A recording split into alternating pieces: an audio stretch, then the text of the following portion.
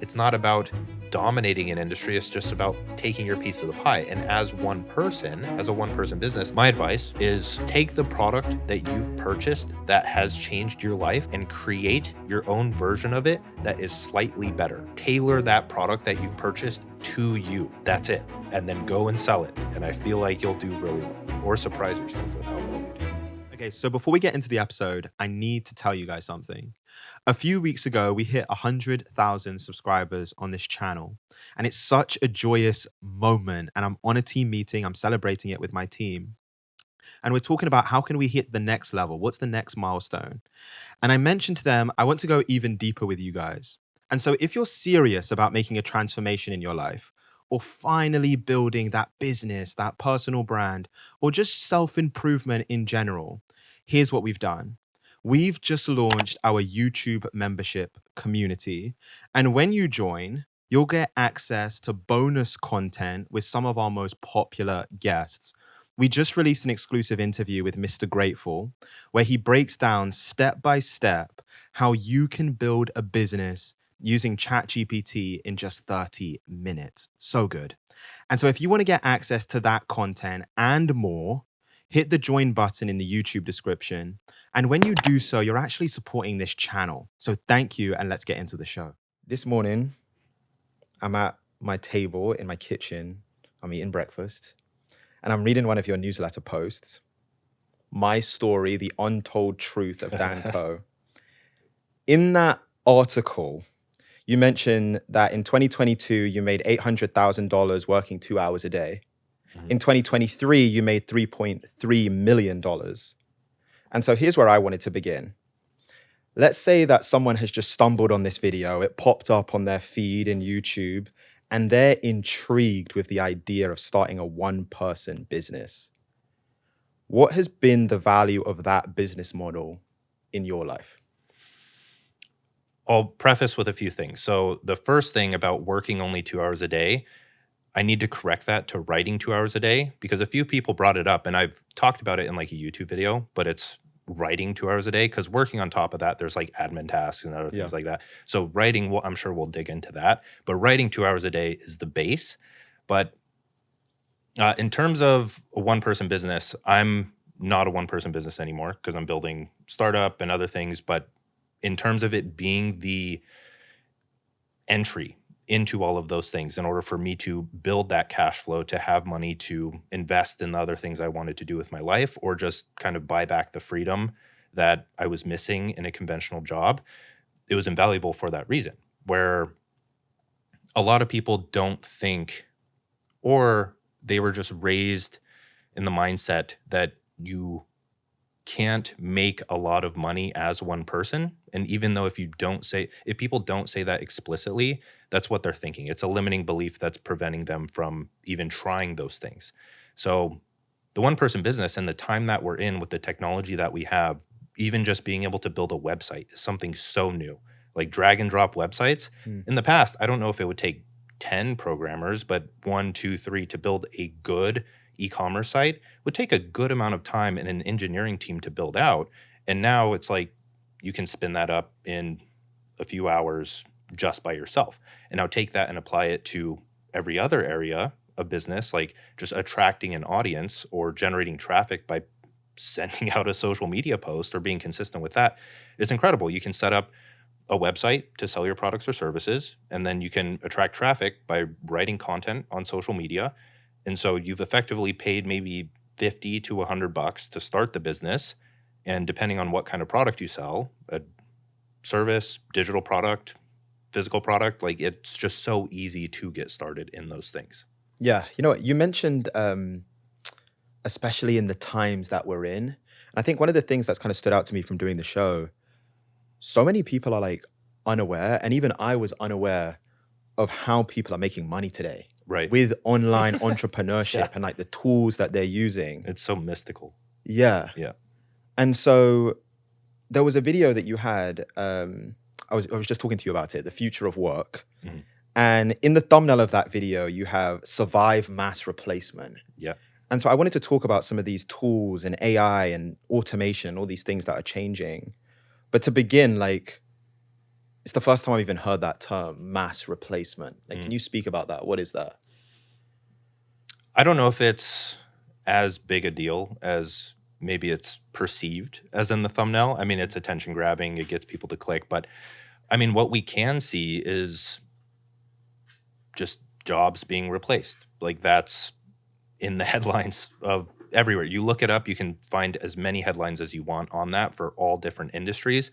Take Elon Musk, for example, when he bought X and laid off, I think it was like over 6,000 people. And X is running perfectly fine. I feel like it's growing more because of that. So I don't know the explicit details of it, but I know that it is a global worry. And for that reason, in order to find more clarity in your life, I think it's smart to look deeper into it, acquire skills that allow you to do something of your own or pursue something more and escape something that is more replaceable, so to say. I think it's just worth doing. Yeah. As I was, because I think there's a lot of things about like AI and what the impact of it's going to be. And I think one of the things that was surprising to me is like often we hear about these new like technological advances, but it's like 10 years in the future. Yeah. All of the stuff about AI, it's like, oh yeah, this will be happening like next year Yeah. or like in a few It's just months. picked up so much faster. Yeah. Yeah. And so there was even, I saw this stat that the World Economic Forum said that by 2025, automation in a new division of labor between humans and machines will disrupt 85 million jobs. And the robot revolution will create 97 million new jobs. Yeah. I'm just kind of curious, like, from what you've seen, how do you think in the next few years, like, work will change as a result of AI, machines, all of this stuff? Quick break. A few months ago, I did an episode with 19 keys. And during that episode, we had an unsponsored ad read for Huel.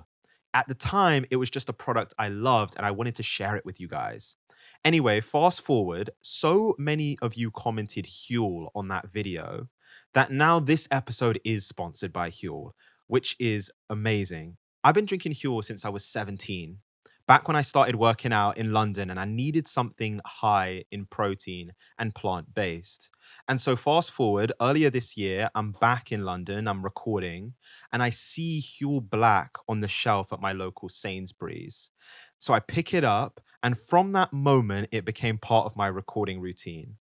Every time I had an episode, I'd pick up Huel Black in the morning, I would head to the studio and I'd record. And so, a fun fact is that before recording with guests like Robbie Lyle and Gary Stevenson, I was drinking Huel and I felt great. Each bottle has 40 grams of protein, 7 grams of fiber, and 27 essential vitamins and minerals. And it's all 100% plant based, which I love. And so, if you want to try it, go to the link in the description, use the code CALUM at checkout, and you'll get 15% off your first Huel order, plus a free t-shirt and protein shaker. And so that's code CALUM, CALUM. And when you actually use that code at checkout, you're also directly supporting this show. So thank you, and let's get back to the episode. This is me speculating, philosophizing. It's my perspective with based on my experience in life. I personally think that evolution is the process of solving the problems that humans don't enjoy, or that's kind of what pushes us forward. Maybe that doesn't describe evolution as a whole, but it definitely allows humans to kind of shift the course of evolution in our favor. And so we solve problems that cause us pain and suffering. And I would believe that labor work and just work that we hate doing, because work takes up 8 hours of our day, sometimes more. It drains our energy to do things we want to do at night. We don't want to wake up in the morning to learn, grow, expand, become better, become more complex, and be able to find more joy out of life because of that. And so that's just one thing that has prevented, or at least heavily stunted, human development for a long time, is just not being able to pursue either something creative or the thing that you just deeply want to do, the thing that you're kind of pulled to do. I feel like everyone does have that voice, or they can feel that pull to do something more, to grow. And because of that, a lot, when you zoom out and take a bigger picture at what technology has done, over time, it's kind of moved in the direction of solving that problem, allowing us to leave labor work behind, or at least make it very efficient and a lot easier to do. We have machines now that make it very efficient for us to do work. So as those continue to evolve, we look at Elon Musk's Optimus, who is maybe in our houses doing our laundry for us, like all the things that we don't want to do. Machines will probably be able to do those things first.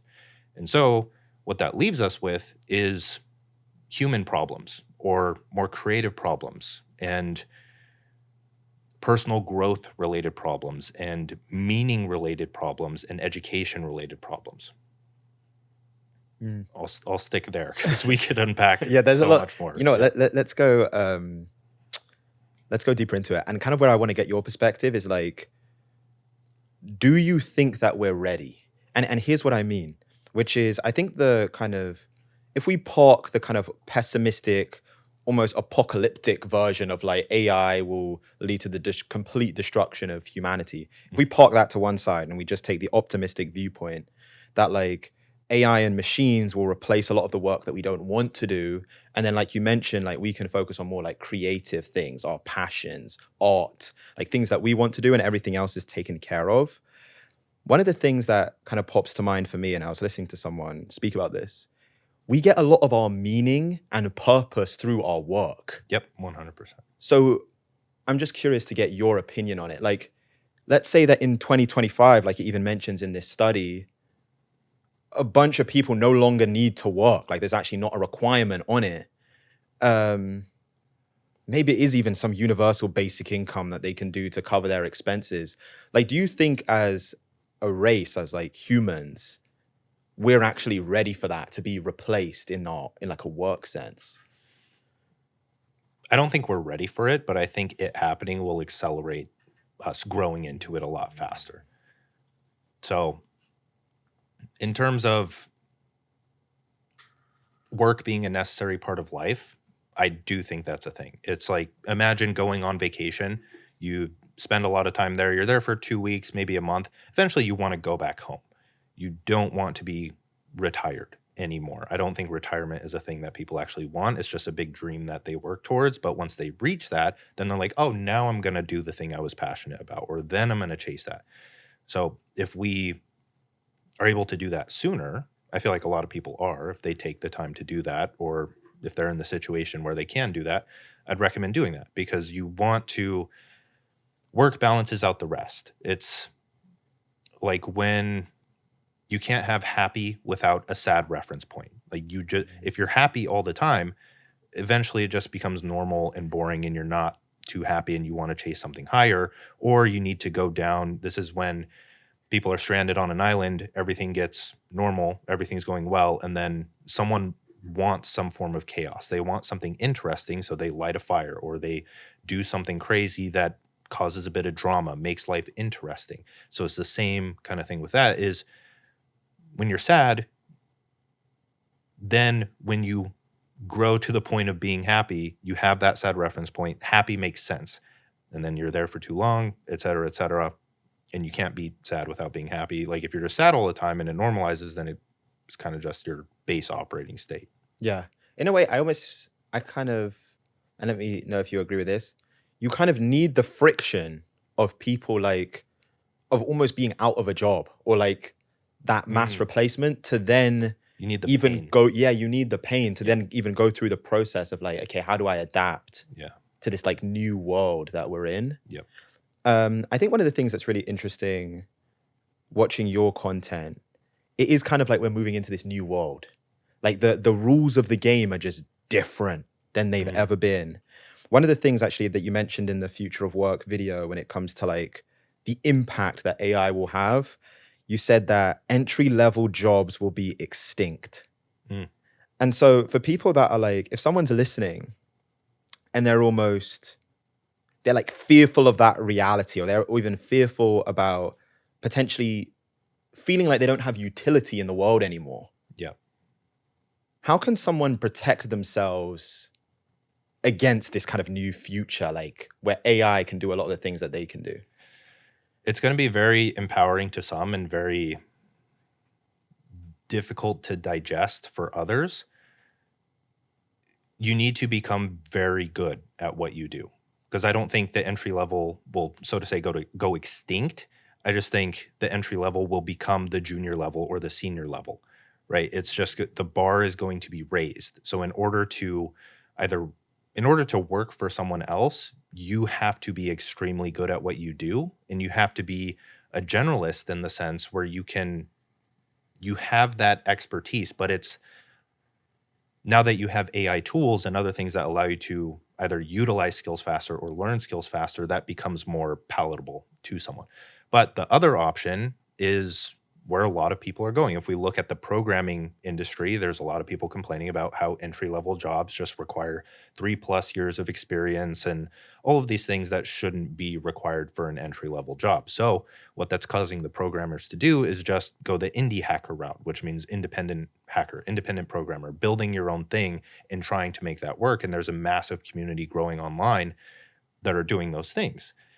And so I see that also reflecting in most other fields of work, where marketers become freelancers and designers also become freelancers, or they start going the digital product or education route. That's what I see. It's either you become extremely good at what you do and you get a very high paying job, and one that treats you well and is flexible and leads to a relatively good life, or you take the route of creating that life for yourself by any means possible and just breaking off and doing your own thing. Yeah, no, it's so interesting. I remember I've heard Naval talk about it. For anyone that's interested, Naval Ravikant, a lot of great writing, successful entrepreneur, almost like a philosopher now at this Yeah. point, to be honest. I love Naval. Yeah, he's so good. I think, to be honest, like a lot of people that built like digital online businesses, I feel like he was For the sure. first person Yeah. that like kind of got them into it. But one of the things that he mentioned is that like in the new world, we're almost all freelancers. Like most people are working almost like in a gig economy. Mhm. And you just wake up, maybe there's like some app on your phone and there's just like tasks for you to do. And maybe you're the best person at this very like niche thing. Mhm. And it's all about kind of figuring out like what are you uniquely best at, and then like doubling down on those things. And then the world just like serves that to you and you just work on that. It's kind of the reality that he paints. So interesting. Okay, here's where I want to go. I want to get into your story, because I think once I started to, even in preparing for this episode, it was very clear to me that at like a very early stage, 13, 14 years old, you were clear that you didn't want a job. Like it was more than you just didn't want it. It was like, this is not going to happen. Mhm. And so explain that to me. Like if I wanted to understand why you had such an aversion to getting a traditional 9 to 5 at such a young age, what would I need to know? I think it started before that. Well, yeah, it started around like 13 when I was becoming cognizant and self-aware to an extent. A lot of it came from just observing people around me. And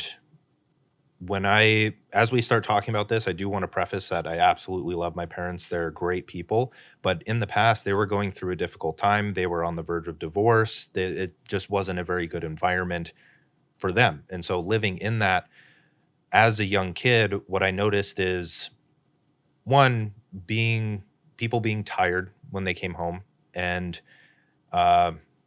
nagging, fighting against each other, and general health not being very good. So the first thing that I got into was fitness, right? I would see one thing they did try to do was like P90X when that was a thing. So they would be out in front of the TV doing the exercises with that guy on TV, whatever. And they bought the adjustable dumbbells that you can like take out, change the weight, lift those out.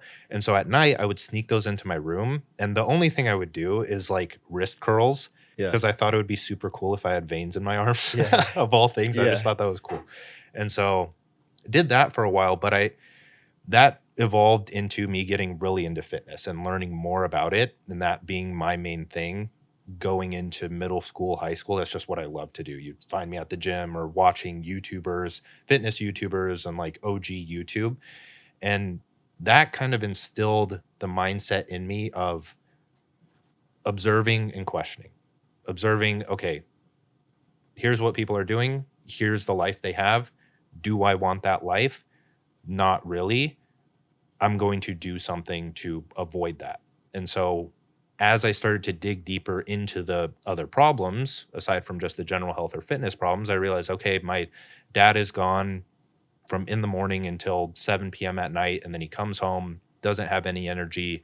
It's kind of just this cycle of go to work, come home at 7, watch TV, repeat. And it's like we'd watch TV with him on the couch, and it was a fun time. And we'd go on a lot of vacations. Actually, he was working very hard to provide for us. Very grateful for that. But it just made me realize I don't want to spend that much time outside of home and not having time to do the things that I enjoy doing right now as a kid. And since I was into fitness and I was watching these YouTube creators and seeing that I thought they were doing it for a living. It seemed like they were. So I'm like, okay, there's something else that's possible. And of course, I didn't go the YouTube creator route all of a sudden, but it just stuck in my mind that I knew there was something different. I knew that it was at least possible. I had no idea what I wanted to do, but I just knew that I did not want a 9-to-5 job, because even observing other people, that just seemed to be the underlying denominator of not having a good life or not having full control over it. Yeah. You know what? One of the things as I've gotten older that's become clear, that ability of having like perspective, especially at that age, is, in my opinion, pretty unique. There's this quote, smart people learn from their own mistakes, wise people learn from the mistakes of others. And so it's actually pretty rare that, especially as a 13, 14-year-old kid, that you could observe someone else's life and see that they have like certain things that you don't want and then take opposite action. Like most of the time, I think for most people, especially at that age, we just don't think that deeply about it. We're just like, oh yeah, this is just my environment. This is what everyone does. There is no other way of doing it. Yeah. I'm interested, like, what do you think gave you such a strong perspective to almost zoom out of your own life, observe what people were doing, and then like take the parts that you wanted at that age? Yeah. I don't know. It's hard to like think about what the catalyst for that could have been. It could have been the YouTubers, right? Just having some alternate source of media that, because they were very progressive isn't the word, but very just unique and authentic people. And so when they would talk and give me ideas that I've never heard before, or I just thought they were super cool, they were super interesting. I watch YouTube all day, just their vlogs of them going about, I guess maybe that's the thing, is I would watch them. They were lifestyle vlogs, like what they eat, going to the grocery store, typical vlogs. Who would you watch? It was Matt Ogus and Chris Lovato. And there were a few others, like Max Tuning at the time. He's actually still going pretty big, has Don't Be Sour podcast. Yeah. Really cool guy. But I'd watch them and you just see a different life. So maybe that was it, is I see them living completely different lives from my own. And I'm starting to compare, because I don't think before that, unless you're watching reality TV, you don't see that, right? You're not following someone else around and seeing how they live and the decisions they make. And when the YouTube vlogging scene became a thing, you see that now. And you're like, oh, there's a life out there that I can live that isn't this one. It's almost like being able to see the two realities Yeah. almost side by side. So like your real life that you're actually, experiencing in the home, and then you go into this like digital world and you can see people that are living this completely different life. Yeah.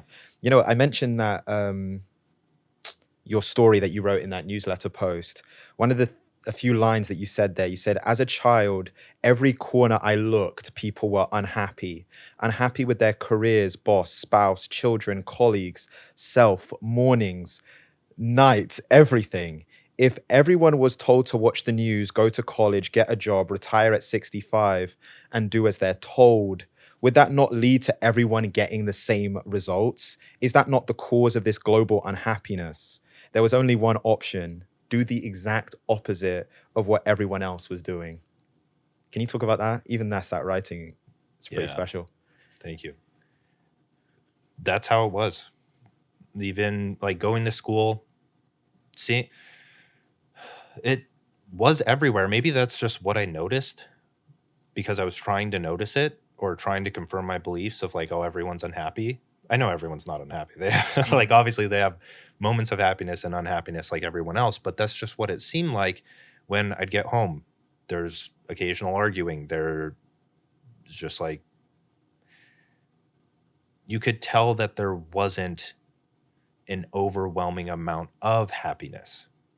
And it was just kind of dull, not only at home, but in other people's homes. Like when I'd go over to a friend's house for dinner and it was just kind of quiet. It wasn't, nobody was really happy. You kind of feel, especially in like a Mormon, when you have Mormon friends, Mormon household, you feel like you're walking on eggshells the entire time and something you say is going to be used against you or just you're going to be seen as a bad person. And so, yeah, all of those things, just something to work away from. Who wants those things, right? Can you speak a bit about the impact of your Mormon upbringing? Because I think for me, as obviously like a complete outsider, it's like it's kind of like a lot of mystery surrounding it. Like you hear the term like Yeah. Mormon, but you have no idea like what is it like inside the home, or Yeah. even you mentioned like walking on eggshells. Like what were some of those experiences that gave you that feeling as a kid? Yeah. I just didn't like being told what to do. Maybe no kid does, right? But every Sunday morning being told to wake up at a specific time, put on a specifically white shirt because it's pure and like you don't, I don't know, blue shirts, other things. Like you want to wear a white shirt, put on your belt, make sure everything's tucked in, like look all clean and dapper. And then you go to church for 3 hours at a time, and comparing that to other people at school where they're like, oh yeah, I'm a Christian and we just go to the park and hang out for an hour and like have a sermon out there. I don't know if it's called a sermon, but just drastically different styles of church as well that made me question like, okay, why am I here for 3 hours? Why are we sitting here? Why am I passing out this bread and this water? As a kid, I didn't really understand it. And that was another thing that just made me question a lot of things where we were told to go to primary school and sing these like hymns and songs as kids. And now all I can look back on is just me doing these things unconsciously and kind of programming these religious scripts into my head, so to say, when I'm just too young to know any better. And not that that's their intention, but it's just the worldview that they have and want to raise you in, right? Outside of that, in the household, no cursing. And so when I hear people curse or I would listen to music where people are cursing, I'm like, I always would shudder. Like I'm in the car and someone says, fuck. And I'm looking around like, oh crap, did my mom hear that? Like not that anything bad would come of that. She'd just be like, Daniel, don't play that. And coffee was bad. Now I drink coffee all the time. You can't go out to eat on Sunday, or at least we didn't. And there's just a lot of different things. It just feels very inauthentic, because if authenticity is like the removal of limits or like the expansion of a worldview to, let's just say expansion of a worldview to not conform to any given one, then everything just seemed inauthentic. That's an interesting way to put it. And it's interesting as someone like, I've been like a consumer of your content for years. And it's interesting, even you mentioned like, it was almost like when you're in the home, there's like certain things that are like the beliefs are trying to be like installed into your subconscious. Like it's unconscious. You don't have to think about it. As someone that like consumes your content, it feels like everything is super conscious. Like everything is very clearly considered. It's very thought out. It's very like, it's clear that you've reflected on certain things and you've gone through that process of like writing something down and then refining it down. And so it's interesting because it makes sense with your childhood, because who you are now is the exact opposite of what that is. Yeah. You know what? just quickly, because we're going to get into the one person business model and how someone can build a $1 million one person business. But before we get into that, I'm curious to learn a bit more about your relationship with your dad. Mm. Because in your story, I think, and especially in a work sense, it just felt to me like there was something meaningful there. You even mentioned like observing your dad come home from work and like the traditional job and all of that. Can you just elaborate more on that? Like growing up in a work sense, like what was the influence, the impact of your dad, both in interacting with him, observing him? Like what was that?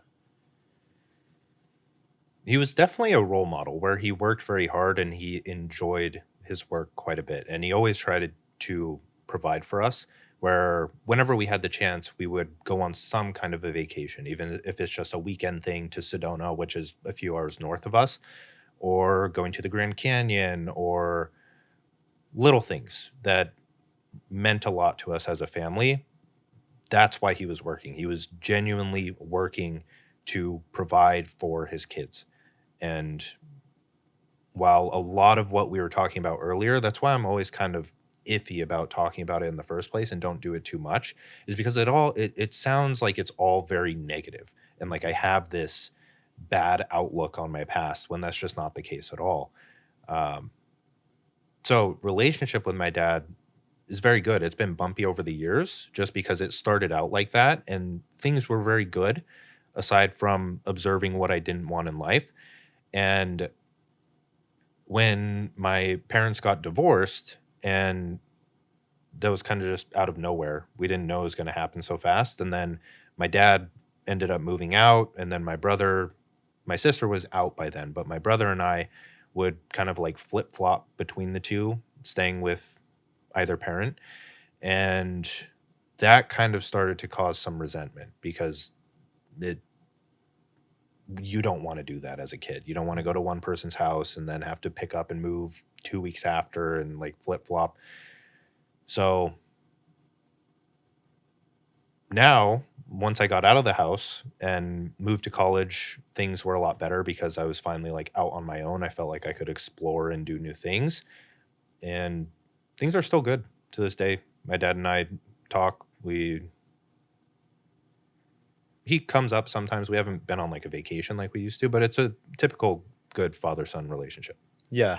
Yeah, you know what you mentioned is so true, because I think especially when you have good parents, it's like this weird, there's like a duality to it in the sense that a lot of their best features are like it makes you who you are. So you're like incredibly Yeah. grateful to it. But just because they're humans and they're not perfect, there's certain things that you observe that you don't like. And so like a lot of the things that you strive for in your life are like not to be like that. So it's like you Right. admire them and I don't want to be like them all at the same Yeah. time. You spoke about the divorce. It's interesting for me, like my parents separated when I was like I was one. Oh. And it like obviously I wasn't even aware of what was going on at that time, but like I felt it through my whole childhood, like that, such a Mhm. break like that. Yeah. For you, like what was the immediate impact of in your life of that divorce, of that separation? I think it made me double down on the independence that I wanted, where in high school, at least, I was always trying to be out of the house, where I would get home and I'd either be playing video games or I'd be at the gym or I'd be hanging out with friends. And I was never, since we were in that period, I guess, leading up to the divorce, things were good, but it's not like I wanted to go out where, like, into the living room and just wait for an argument to start happening. And so the divorce kind of solidified that, where it's like, okay, I need to start focusing and just doing my own thing, not necessarily on building a business, but really realizing that, hey, I need to be able to fend for myself, because now what used to be a financially stable situation wasn't for either end. And so it's like, okay, now's the time to start thinking about that and start just becoming more independent. Yeah, it sounds like it made you more independent, like Yeah, for fiercely sure. independent. Yeah. You know, you spoke about college. One of the things you wrote, you said, one thing that I was truly excited to do was to go to college. Mhm. It allowed me to delay the amount of time I had to build a sustainable income for myself. I was hell bent on trying different business models. Yep. Talk to me about that excitement to go to college. The excitement is because I knew that I was going to be able to live by myself and kind of just get into this new environment and start to rebuild my environment from scratch. The people around me, meet new people, make new friends, kind of force myself into a new situation. And while in the back of my head, I knew that I didn't really care about getting a degree, I was in this transition period where I'm like, okay, if I get a degree, then I'm more likely to get a job, and I can get the job and I'll be paid a lot of money. So I'm set that way. But if I spend this time as a way to just try to make something work, because it's what, 4 years? 4 years, I'm going to be taking out loans, sure. But I'm going to be by myself. I'm going to have time. I'm going to just focus on trying different things, learning as much as I can. And if I can make that work by the end of 4 years, and 4 years is a lot of time, and at least sustain what I would be making at a job that I would get, then I'm set that way too. So that was kind of my plan, is scrape by in college because I was a straight A student throughout high school. And so me going into college, I'm like, I'm kind of done with this. It's like, I'm excited to be here. I'm going to scrape by just so I can stay in college and hopefully pass, because I can't just be thrown out onto my own and have to spend a bunch of money on rent and other things. So I was just taking out loans. And yeah, so that was a story. But the business models that I tried during that time weren't, they didn't really work out. We can walk through the timeline, but the, in short, I just tried everything creative because I always wanted to do something creative. So that's where I started, because I figured, okay, I don't have to do something that just makes a ton of money outright. I have 4 years. Maybe I can make something creative work. So I started learning things like uh, web design and photography and photo editing, and one thing led to another. It's like I get into one thing, okay, web design, okay, I need to edit this image for the website. Oh, this is actually pretty fun. I should learn more about this. And then ended up buying a camera. My friend and I, we got really into photography. I made a couple bucks off of doing like graduation photos. And outside of that, that's when I started to buy courses on different business models. So I took a drop servicing course, which is called the 2 Hour Agency. Mm. And that was a waste of my time, because it was like, okay, you set up this offer, you set up this landing page, and then you go, all your focus is on is getting clients. And then you pretty much take the client's requests and give them to someone on Fiverr. And then you get the deliverables from Fiverr and you give it to the client. So it's like a way of having cheaper work done for you to give to a client. And I was doing like animated explainer videos.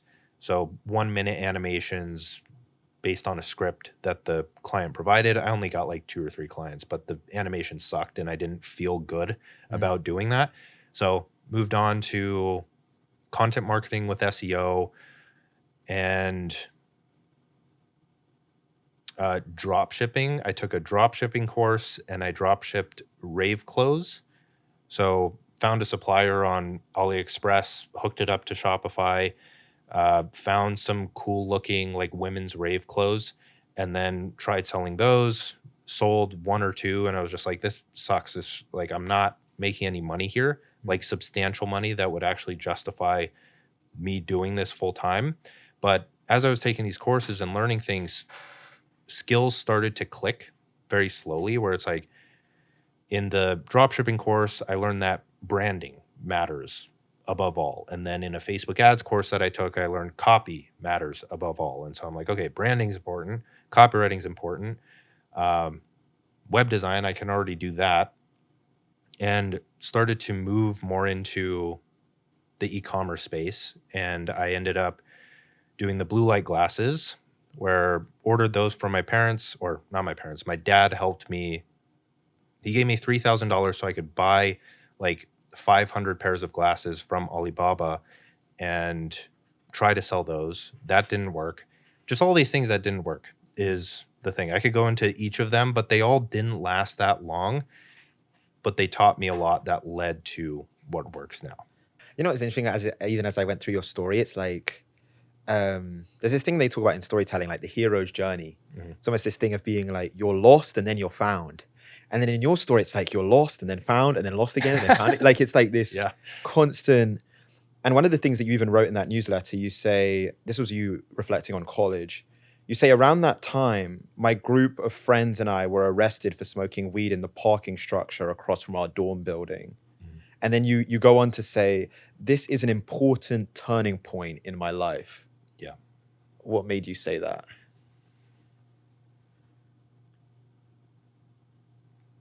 The story of it is when I moved into the dorms freshman year of college, first time being on my own. And this was maybe like a week or two after that, maybe a month, sometime around there. My dorm mate at the time was going through a situation with his girlfriend, long distance girlfriend. She lived in Utah. He just came here for college, Arizona. And they were on the phone talking. She ended up breaking up with him that night. And he was not feeling good. And even like an hour later, he got a phone call from her, picked it up, and it was the guy that she was cheating on him with. And so he was just not in a good spot that night. Yeah. And so he was mad and was like, dude, I need to just like smoke. And he didn't smoke before that, right? So he went over to like another person's room, ended up finding someone that had weed. We went up to the parking garage to smoke. We had me, a few other people in the car. Obviously can't give too much detail here, but because it was on school campus. And a few other people in the car. We were smoking, having a good time, laughing. At the top of the parking garage, my friend turns to me and he's like, dude, there's a bicycle cop behind us. And I'm like, no, don't lie right now. We're having a good time. Like, don't do that. And I look in the mirror. Of course, there's someone like writing down my license plate. He eventually comes over, takes us out, or he doesn't take us out. He has to call backup because there's 4 of us and 1 of him. And so we wait. They end up taking us out, sitting us down, handcuffing us, lining us up. They determined that it was my paraphernalia and the other guy's weed. They take us both in. They fingerprint us, book us, but we don't stay there overnight. So we were able to get out. They kind of just put us out the back gate, and our friends had to come pick us up. They're like, here, you can just walk. Like, Yeah. you're good. And so after that, everything was fine because I thought that the officer said I wouldn't be looking for anything. He said I was cooperative. I didn't have to worry about anything. And over the summer, when I was working as a lifeguard, living back with my parents, just trying to make some money, I come home from work one day, open the mail, and there's a letter in the mail from the court, some official government stamp on there. And so my heart sinks because that's the only thing it could have been. I'm like, I know exactly what this is. My parents aren't home. I need to go inside, open this immediately. I go inside, open it, and in short, it gave me 2 options. It's like, hey, you can either go to court and possibly be convicted of a felony, or you can go to this drug diversion program task, and you pee in a cup once a week at random, and you also have to pay like $5,000 or some money like that. That was way too much for me to afford as a college student, taking out loans to survive and working a summer part-time job just to try to have some extra money. And during the summer, I got that close to the beginning of the summer. And so I'm like, okay, I'm not at school. I don't really have to start doing this yet because I had to be back up there in order to do the program. So the first week I was like, I don't know what to do. I can't tell my parents. I don't want to be a convicted felon. Like, I just felt terrible. I'm like, I'm not the type of person that should be receiving this letter in the mail. And dealt with some emotions, some thoughts related to that. But the guy that I was watching on YouTube, Matt Ogus, uh, fitness YouTuber. I remember him mentioning the book, The Power of Now. And so I purchased that book and started reading it on the patio every morning just with a cup of coffee. And this was around the time where I would classify myself as an atheist at that time. And that was after coming out of Mormonism. And so reading something like The Power of Now, where it's using the word God and talking about what I thought was woo woo spiritual hippie shit. And I opened my mind and I was like, okay, I know there's something in here. I need to sit with it and find it. And at the time, The Power of Now wasn't all mainstream and it wasn't like common knowledge, I would think. And so I sat with it and I did the meditations and I started to feel a lot better. And I started to feel the effects of meditation and being at one with life and not really having any worries in my head. And so I started to double down on that and eventually got into the flip side of like identifying too heavily as some spiritual person. And that started to backfire. Mm. But that was a turning point in my life because I realized, okay, I'm in this terrible situation. I don't know what to do. I can find my way out. And that's when I started being able to manage my emotions a lot better through reading that book and dealing with that situation and realizing, hey, this isn't the end of the world. I can still move forward. You know, to someone, because it's a lot of people swear by that book, Yeah. and it's like even people that are very successful in business, and you would think that like that book is quite spiritual, like you mentioned, it's kind of woo woo. Like, why would these like business people like be into that book? To someone who they're hearing that title for the first time, The Power of Now, Mhm.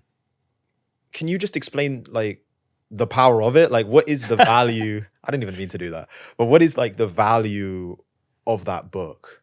Yeah. I've studied very far beyond it in terms of like metaphysics, spirituality, mindfulness in general. But I would say that it's a very good book for both beginners if they approach it with an open mind and don't go into it thinking, oh, this is all spiritual woo-woo stuff. And it's also just a reiteration of the principles of those things, of Zen Buddhism, some would say, or just mindfulness in general and the power of it. So it's good for both beginner and reminding the advanced people of the main principles. So I think it's a good book for everyone to read and review. But since it's so mainstream, it can start to get that negative connotation attached to it of like, oh, everyone knows these things. It's not that important. But the power of the now or the present moment is that negative emotions or the interpretation of them can only be viewed from the perspective of the future or the past. So if you're projecting too far into the future, that's when anxiety and overwhelm start to come into play. And when you're reminiscing on the past, you're pulling negative experiences from that time into the present moment. You're not living out those things. It's completely out of your control. You are not in the past. You're just replaying that in your head, and your body is experiencing those emotions again. So you feel bad. And so another thing is when you project into the future of a negative situation that can happen or is going to happen, or you can predict is going to happen, the predictable future, you're usually doing the same exact thing because it's like, okay, I wake up and immediately project into the future of the stressful job that I'm going to. And I don't have right then and there, I do not have any chance to create a new day for myself because I already know what's going to happen. I already know today's going to be bad. I already know today's going to be stressful. I already know I'm going to get home and not have energy. And you just go through the motions and you condition that lifestyle into your head and you get trapped in this negative thought loop. So by training your mind to focus more on the present, not that the past or the future are bad things and that you shouldn't project into or reminisce or do whatever you need to do in order to gain clarity on where you should go in your life. But the present moment, fully focused in the present moment, is where you can find that neutrality, where you can start to move in a positive direction. I don't think this is in The Power of Now, but I like to think of the present moment as the great neutralizer. So if I'm too deep in negativity, then I can focus on the present moment, bring myself back up to that neutral state, and then start to aim in a more positive direction and refocus in that way. Yeah. You know what? That's so good. I'm so glad that you explained it in the way you did. Um, it was interesting. Even I'm aware of these things, but even now, it's so easy to get caught up in reflecting almost too much on the past Oh, for sure. or projecting too far into the future. And I was reading a post on Twitter. I don't remember the philosopher, but he was talking about the power of walking, of like the power of like going on walks. Mm. And part of the reason why it's so valuable is that in my experience, I've heard it from a lot of people that like, even in entrepreneurship or business or in their career, a lot of their anxiety comes from projecting into the future, what's gonna happen, these like eventualities, and then going down the thought loop of that. And it's like, your experience can be improved simply by the action of just like going on a walk. Oh, yeah. Because going on a walk, like it brings you into the present. Now that you're having to like observe the scenery, or like even you're crossing the road, you're having to be present, like which cars are coming by, like these very small things, just in that simple act, Mhm. make you present. And then it's this funny thing happens. I've felt it even with myself. All of the problems you've had all of a sudden don't seem quite as serious as they did when you were in your room, just like ruminating on it. Yeah. And it's essentially what you were saying, which is the power of now, the power of being present to the moment. Mm. Okay, here's where I want to go just before we go into the one person business model. You mentioned the e-commerce glasses business, and one of the things you said, you kind of wrote out kind of the story of it, and you said, "Hey Pops, question for you: can I borrow a few $1,000s? I promise I'll pay you back. Here's my entire plan for getting rich." It makes sense, right? My dad probably thought I was completely insane, Mm. but he believed in me. You then go on to say, I had wasted my dad's money, maxed out my first credit card, and could not see the light. I was doomed. It's kind of interesting as you follow the story. It's like, ultimately, after university, you end up having to get a job. Yep. And so, like, we kind of even start off in the beginning. It's like, I just do not want a job. It's kind of funny how life turns out that you end up having to get a job. Those initial days, first day, first week, first month of like being in that, I don't know if it was an office or what. Mhm. Take me back to that moment. What's the emotion of Dan at that time? You've tried all of these different things, they haven't worked, and now you're in that position where the one thing you didn't want to happen is your reality. Like, what's the emotion? It wasn't too bad. I was pretty excited to show up. I was nervous to show up the first day because I'm like, man, I hope I am actually able to do this. Yeah. And that I don't get fired immediately, because I feel like I wasn't a good employee. And so me knowing that going into the job, I'm like, I hope they don't find this out fast. But it was good. I enjoyed going to the job because I'm like, okay, cool. I get to gain some experience of what it's like to be a professional web designer, so to say. But the entire time there, I did have my own office, which I thought was really cool. Is like I could close the door the entire day and just not talk to anyone. So I would just sit in there and I'd scroll on Twitter. And the main thing that I did was try to make my freelance web design business a success, because it made the most sense to me at that time. Once I got into the job, I knew, okay, the longer I stay here, the more comfortable I'm going to get, the more responsibilities in my life are going to start to add on. Like, I'm that age where just things are going to come at me, bills, car payments, other things like that. So the pressure was still on, where once I got the hang of the job, while I was at the job, really the only thing that I would do is focus on the freelance business and try to make that work and gain clients and do the client work. And I would put off the web design job work until the end of the week, or whenever it said in the project management dashboard, like, oh, the website for this client is due in 2 days. It's like, okay, that's my sign to actually just get it done that day and then send it out. And I would just use templates and do other things to finish the job. So That was my strategy. You know what's funny? I had this. I literally did the same thing. I've never really spoken about this on the show. Hopefully, they're not mad about this. Like 2 years ago, obviously, I was like at a job. I was a marketing manager at a fintech company, Mm. and like it was a hybrid model. So 3 days in the office, 2 days at home. And so like the 3 days in the office, I would not really speak or say anything. Like I would just be intensely focused on doing like a week's worth of tasks in the 3 days that we had. Yeah. And then the 2 days I was at home, recordings. Not Yeah. like in a studio, but remotely. I would just be working on the show. Nice. And it's like that exact same thing of like, how can I do the work in the shortest amount possible? Yeah. And it was actually great because people thought I was like really quick and efficient. They didn't know that I was like just motivated to go do my own thing. That's good. Do you remember the moment where, like, when did it start to become a thing that you could leave?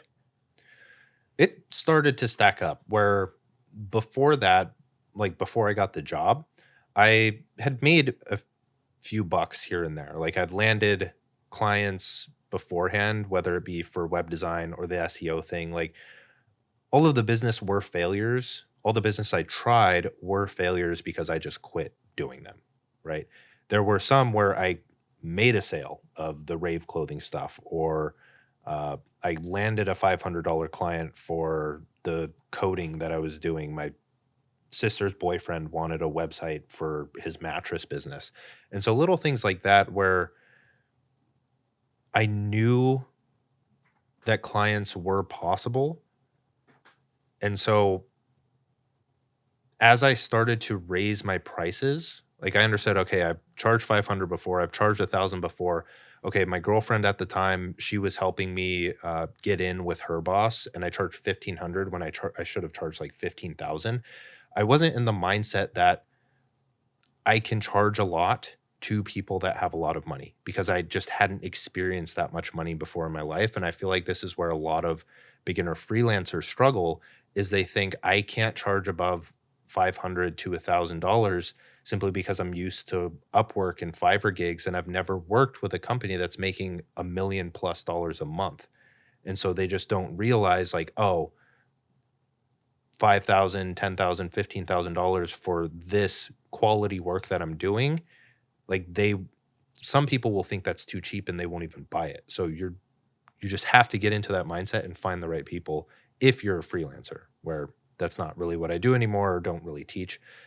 But that's how I did it, is I started raising my prices. As I started to learn more about freelancing and funnels, I pivoted my offer and made it more specific. So while before I was just selling general websites, like nothing special, just pretty looking websites. And to make more money and get more specific, I had to stack on a few different skills. So I would make a landing page for service businesses to generate leads for them. So all they would have to do is send whatever traffic they wanted to the landing page. The landing page would take their email, put it into an email sequence or an appointment sequence that would ask them to book a call with them. And that was my simple service funnel that I was selling to other people, where we can go into that more, but it would allow people to stop manually following up with leads and just use an email sequence to do that. And the landing page that was higher conversion was a better way of doing that. So a more specific solution that actually led to a more desirable result than a pretty website. That was how I started to make a bit more money and really focus my outreach on the right people. You know, but before we go deeper into the one person business model and how someone can build it successfully, can we just talk about like the limiting beliefs, especially for beginners? Because I think I felt it, you felt it. It's like, I think once you overcome it and there's limiting beliefs at each stage of the game. Like there's limiting belief. Like I'm sure that you have limiting beliefs with what you're doing now. I know I have it. Like it just evolves. But right in the beginning, I feel like some of the common ones are what you're saying, like how to even like pricing yourself. Like a lot of what keeps people in the job is because they can never price themselves correctly. Like Mm, if instead of making 1,500 a month from the client, you were making 15,000, yeah. you could quit tomorrow. Yep. And it's like you see the impact of these like limiting beliefs. Another one that comes to mind is, because I had this, is maybe you're entrepreneurial, you know from an early point that you do not want to work a traditional job. So what do? You keep trying these different businesses. Each one keeps failing. Mhm. And every time, it's always nice to reflect on the failures once you've had something successful. But Yeah. at the time when you're just experiencing failure, there's this thing, at least for me, where like I still believed because I'm just that way inclined. But each time you fail, there is like a slightly louder voice of doubt of like, maybe you just can't get it done. Like maybe this you're just not gonna do it. Because that's the evidence that the world's given you with each failure. Mm. For you, if you go back to Dan in that moment, like how did you overcome these sorts of like limiting beliefs, like the pricing or the constant failure? Like how did you overcome that? I've always been very good at trying to prove myself wrong. I think that's helped me maintain a balanced perspective in many things, like especially in nutrition and fitness, because that was one thing that I really got into and it's just stayed a part of my life. But whenever I find myself falling into these little traps of, oh, here's the latest diet fad, especially when you're on Twitter or other things where they pop up very quick, like the ancestral diet or other things, and they provide a very compelling case study for the diet as a whole. So I kind of experiment with it, try it, but I also have to research the other side of the argument. I have to figure out, okay, what's wrong with this? And is it true? And practice that bit of skepticism so I don't get more trapped into that and believe that it's the only way to achieve some form of health result, when you can observe society and just realize that's not what all healthy people do. And there are plenty of healthy people that don't do that specific diet. So, no, it's not the one size fits all. The same is true for like a limiting belief, where when I start to doubt myself or think, okay, maybe I'm not able to do this, I really want to figure out, is it actually possible? And so I'll start to research like either videos of people who have done that specific thing, or just start to educate myself more to fill in the perspective that I'm missing on that thing. Because if I can overwhelm myself with evidence that it is possible, then I'm less likely to succumb to those limiting beliefs that are kind of trapping me there. Yeah. You know what's interesting? So like Alex Hormozy has this thing where he's like, if you want to hit, say that you're earning, I don't know, $50,000 a year, but you want to earn 1 million a year. The only thing that's holding you back, there's Yeah. two things. It's either belief or skills. And so most people think it's like a skills thing. Like they're not good enough at sales. Yeah. They don't know marketing well enough, branding or whatever. Their code isn't good enough. It's like very objective, like skills-based thinking, which a lot of the time it can be. But he actually says the bigger thing is belief. Yeah. And so it's funny when you mention kind of how you would overcome limiting beliefs. It's very similar to how I did it growing up. And I didn't even realize I was doing this. I would just be like watching interviews of people that I admired. I'd be like watching vlogs or like behind the scenes documentaries. And essentially what you're doing, you're installing self-belief Yeah. into you. Yep. It goes back to what we were talking about originally with you being like observant as a kid. It's like by observing these other people, you're slowly convincing your like subconscious brain, you can do this too. Yeah. Do you want to talk about that? The main thing there is just the environment that you show up to every day, whether it be physical or digital. I do think that has a profound impact on where you end up in life. A lot of people, or just in general, the digital environment is much more apparent now than it was, especially like even in my childhood in general. I had a flip phone when I was a kid. Yeah. But now it's like the societal programming, or even just the parental and teacher programming that you would get in the past, where you're in this environment, very local environment, you're raised, you are a Mormon, you're a Christian, whatever values your culture instills in you, That's kind of what you're raised to be.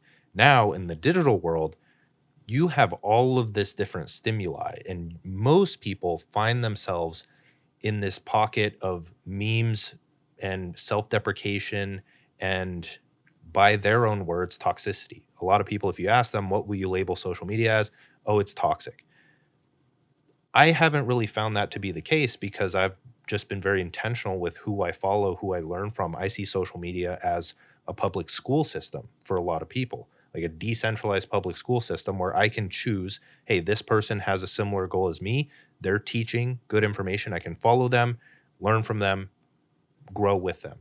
So for me, the digital environment has become a lot more important for how you kind of program your mind for success. If you can be very intentional with who you're following and be very quick to remove the posts from your timeline that you don't want to see, so the algorithm doesn't drag you into that rabbit hole. I see that as a very powerful thing because you're changing your behavior without even knowing it, right? Because belief begets behavior, and behavior follows belief. So the whole positive thinking thing, where it's like, oh, you only need to think positive or you'll manifest something into your life. There is some truth to that, where if you consistently think about a goal or something that you want to achieve, naturally your actions will start to take shape to lead towards that goal. But of course, it's good if you're conscious about those things and you actually feel as if you have some sense of control over the actions you take to reach that goal. So it's like both, not one. It's not only the manifestation or the positive thinking to get there, but that, I feel like that's not given as much credit as it deserves. People just like to dunk on it nowadays, where it's like, oh, positive thinking, that's not all there is. But it's a very important thing. So if you can program your mind to really, the only option for you is to become like the people that you're following, or not even the people that you're following, but the people that you choose to read about and learn from, you increase your chances of reaching that point by so much more than if you weren't to do that. You know what? Earlier on, I mentioned that quote where the final line you go, there was only one option. Do the exact opposite of everyone else. And it's funny, even like just seeing your journey and where you got to, because I know that when we talk about like one person businesses, there's other people that are doing it. There's like creators that are known for it, like their brand is synonymous with it. But you were really like the first person that I saw doing it, especially in the way that you did it.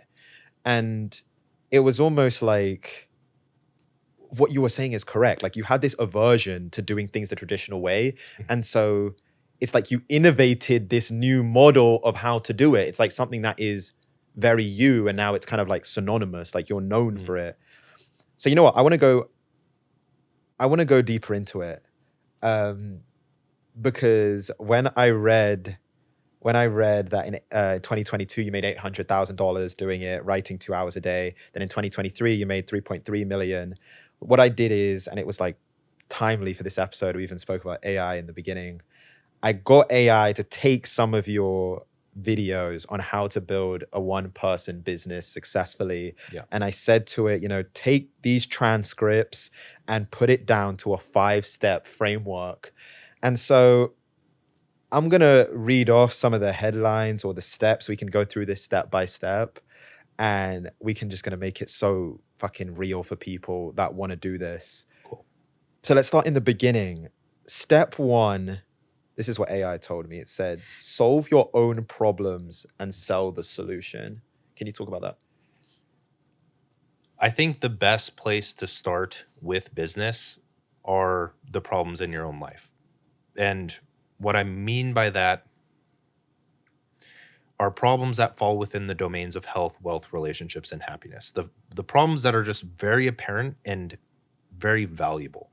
A lot of people go and try to solve a problem they haven't experienced, and that just doesn't lead them anywhere good because they don't know if it's a valuable problem to solve or not. If you're dealing with the pain that comes from the problem, like being overweight or unhealthy or just not liking how you look or being in this emotional state of chaos and you need to practice mindfulness or all of these other things, if you're experiencing the problem, you can bet that someone else is experiencing it as well. So if you solve it, through self-experimentation in your own way, trying a bunch of different processes from other people, you actually solve the problem and you have a replicable way of doing it. You can pass it down under your own personality, which is the unique thing,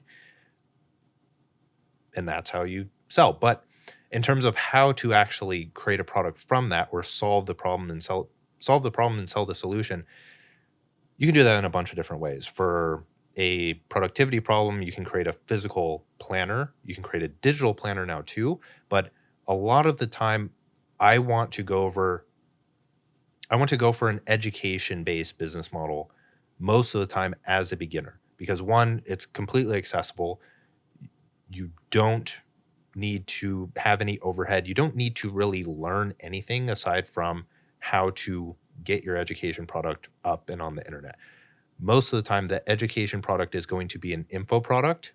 We can talk about the complexities of info products because a lot of people have a negative connotation with them, just because it's like, oh, make money online courses are everywhere. Yeah. But you look at, there are so many online courses that are just life transforming. I think education as a whole, the thing that programs your mind and changes your behavior and leads to success in most regards, way more than any kind of physical product. Like even buying an Aura ring isn't as valuable as me reading one sentence that is going to change the direction of my life.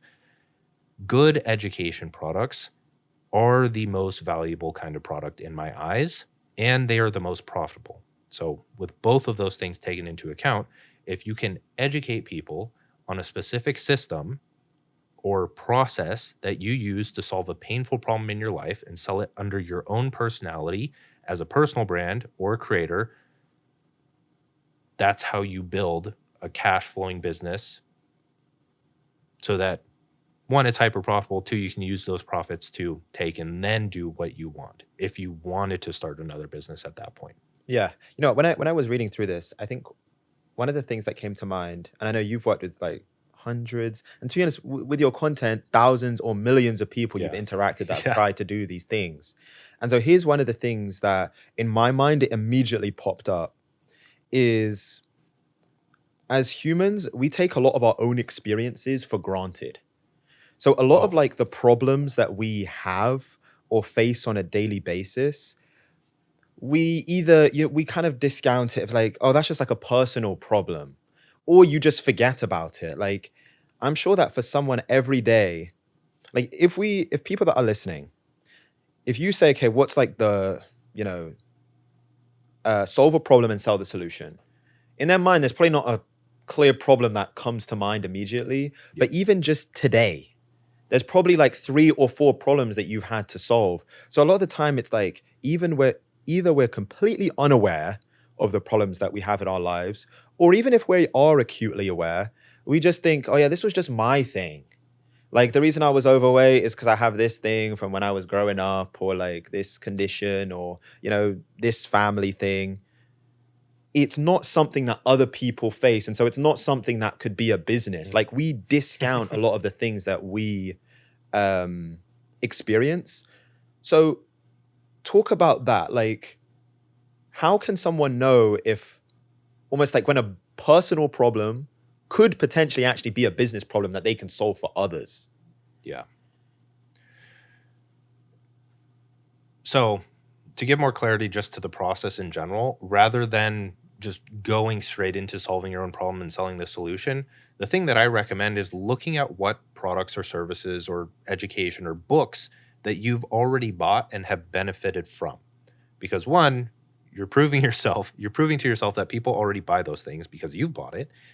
And I mean, you can look online and gauge how popular it is or around how much money it's making. Then you can decide, okay, is this something worth going into? One thing a lot of people get stuck on is they don't understand the business principle of sell what's already selling.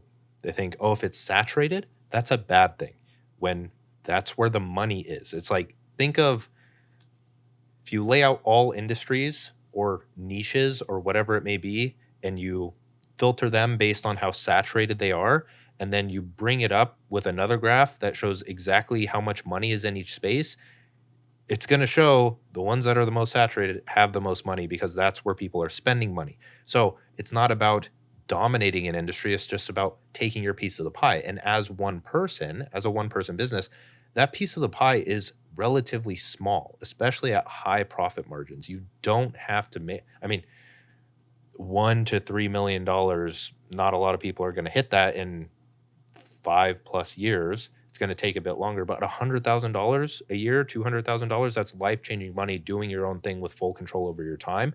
And you have infinite direction that you can move upwards, because it's all dependent on your skill and belief at that point is how far you want to go up. But my advice is just take the product that you've purchased that has changed your life and create your own version of it that is slightly better and more suited to you. Tailor that product that you've purchased to you. That's it. And then go and sell it.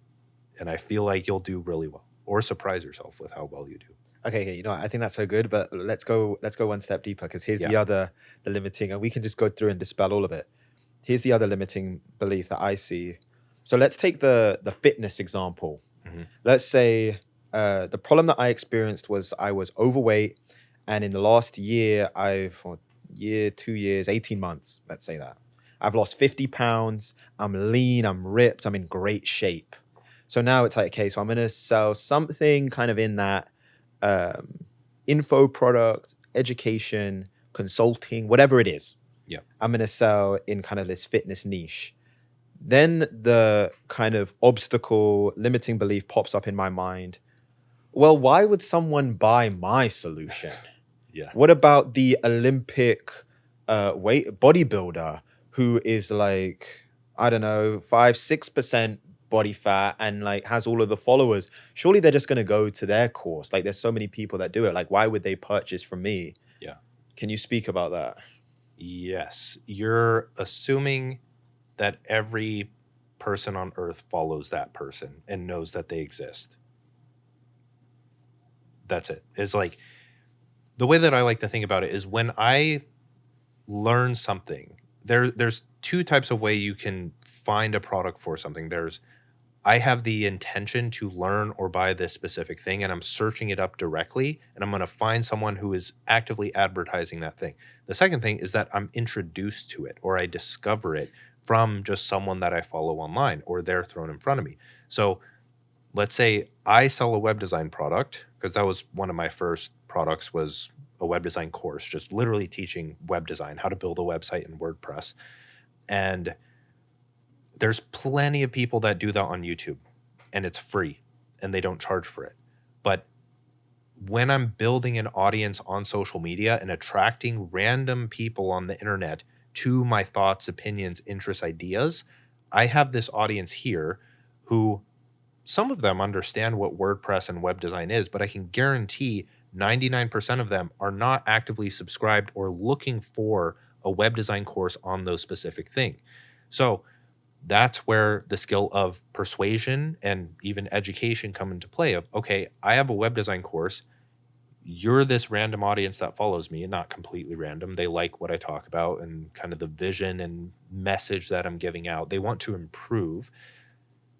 My product on web design is a skill that they can learn to either start freelancing with, or just increase their value by adding to their skill set, or allowing them to transition into some other higher paying job if they want to. So it's very enticing for more than just the person who is searching for specifically, how do I learn web design, right? I'm persuading people that web design as a skill added into their life for this small cost of whatever this course costs is beneficial to them. So I'm the only person they know that they can buy from at that point, because I introduce them to that specific thing.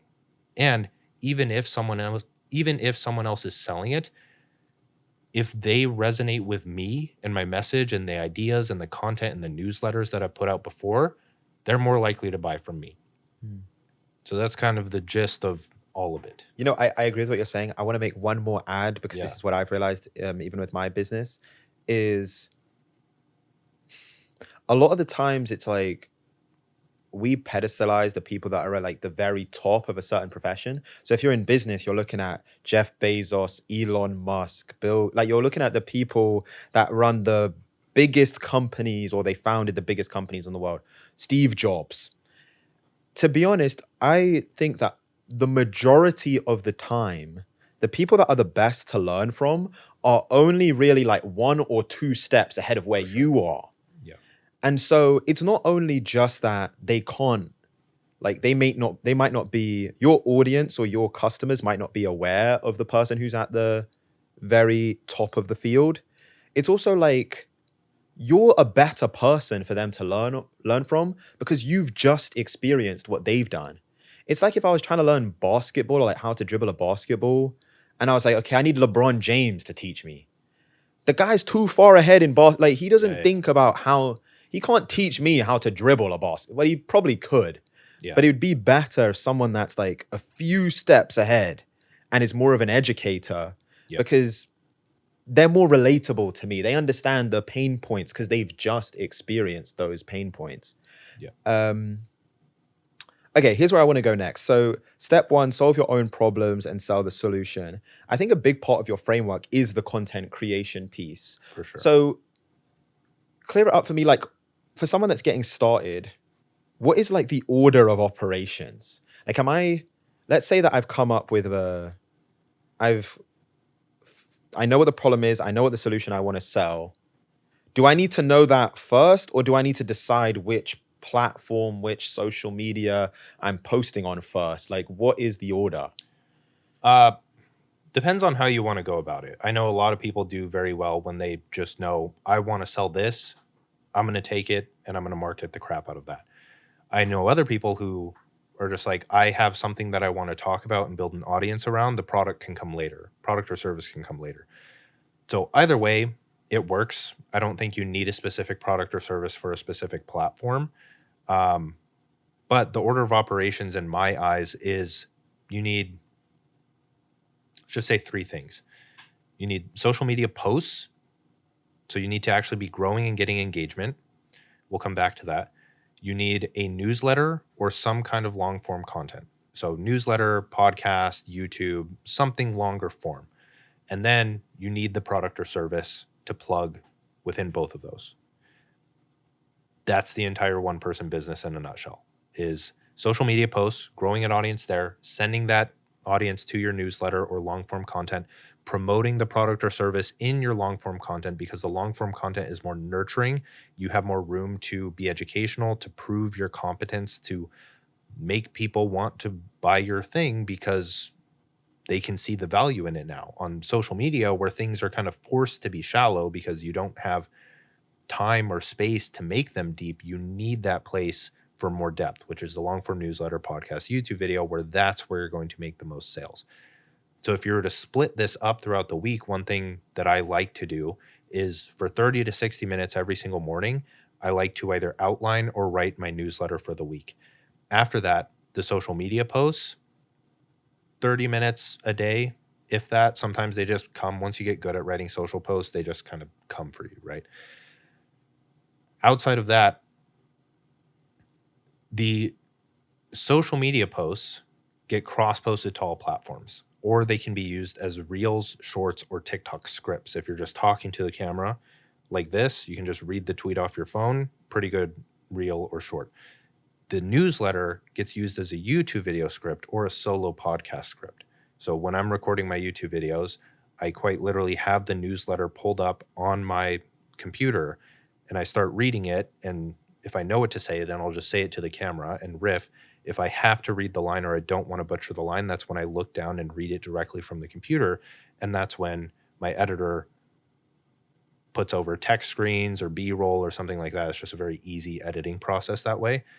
And then if I promote my digital product or even freelance service or coaching, consulting service in the newsletter, my email list is getting that. When I read the YouTube script, I'm reading that promotion as well to the YouTube video. So it's getting promoted there as well. And then in my social media posts, if I promote my newsletter under it, then it's just, you can start to see where it all comes together. And it's this big ecosystem of people being attracted by the short form, being nurtured by the long form, seeing the products, purchasing the products, doubling down that way and going. Yeah, what's funny? So today was like the first time we've met in person, Yeah. but it's not actually the first time we met. The first time we met was I did your course a few years ago. Nice. And I remember, I think it was the Modern Mastery. I think that was the one I did. That was like a community Yeah. at the time. Is it 2 Hour Writer? Yeah. Which one did you release first? There was one that you released just before Modern Mastery. There was an offer that not before Modern Mastery, one that you released before the 2 Hour Writer. Was it a free course? No, it was paid. I think it was the Modern Mastery Might have HQ been. or something like Yeah. that. I had think that. Yeah. Yeah. I think that was it.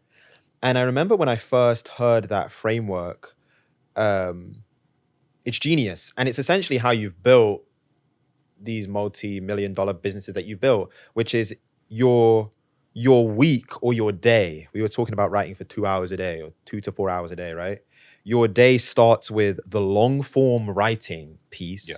And it doesn't have to be writing. So for example, like I don't love writing. I can write. I don't love to do it. It's a chore for me. Mhm. This is easy for me. I'm just good at articulating myself and communicating in that way. So for someone that likes video or is more visual or likes talking more than they like writing, it could be a podcast or it could be like a really long form YouTube video.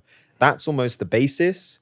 And then that can be sliced up into all of these other pieces of content. Yeah. And essentially the way that you're thinking about it is it's that classic like funnel that you have in marketing, which is at the top, you kind of is where you're getting people's attention, which is like the viral content. So I guess that's like standalone tweets or reels that are taken from your YouTube videos, but it was repurposed into a 30-second clip. That's getting you the attention. For the people that you capture in that bucket, they're then going one level down the funnel and they're able to read the long form, which is the original YouTube video or the long form newsletter or the email. And so the reason I say it's genius is because in essence, you've only created one thing. The only thing you created was the long form at the top. And then it's like everything kind of just came from there. Just to go a little bit deeper, because I'm curious to learn about your process. So you write the newsletter. How does that go from being, because your newsletters are like, they are long form. Yeah. I felt it in researching for this. I was like, this is like, I'm scrolling here. Yeah. How does that turn into a YouTube video? Like you have like a teleprompter? Like what is how does that happen? I pull it up on my laptop, just like have the camera like this, sitting on my desk, laptop open. The newsletter I post to my blog as well, just so people can read it when it's publicly. And I'll go through it and I'll like read a bit without saying anything to the camera. And I'll get the gist of what I'm trying to say. And then I'll look at the camera and speak.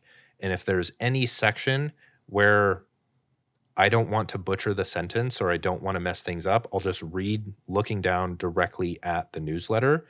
And then that's when Devin knows to edit over it with a text screen or B-roll or some animation or something like that. So super simple because I just sit down for 30 minutes to an hour, how long it takes to record, and then he does the rest. And it's super simple.